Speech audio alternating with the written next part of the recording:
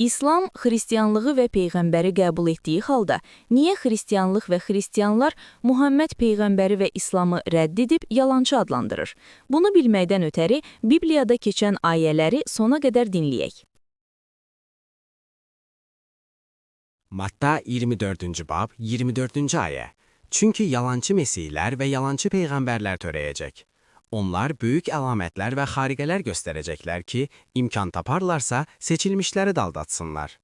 Muhammed peyğəmbərin ulaqla meyraca getməsi, ayı ikiyə bölməsi və sair kimi möcüzələri yalandırmı İncil ayəsinə görə? İkinci ayəni dinləyək.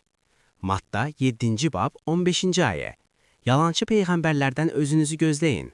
Onlar yanınıza quzu cindində gələrlər, amma daxilən yırtıcı qurddurlar. 1. Yahya 4. bab 1. ayə. Ey sevimlilər, hər ruha inanmayın. Ruhların Allahdan olub olmadığını bilmək üçün onları sınaqdan keçirin. Çünki dünyada çoxlu yalancı peyğəmbər meydana çıxıb. Muhammed peyğəmbərin ruhunu sınaqdan keçirmişdilərmi? Vəh 19. bab 20. ayə. Vəhşi heyvan yaxalandı.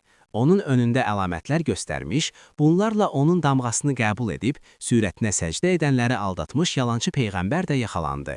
Hər ikisi diri-diri kükürdlə yanan od gölünə atıldı. İndi isə İsa'nın sonuncu peyğəmbər olmasını deyən ayələr. İbranilərə 1. bab 1. ayə.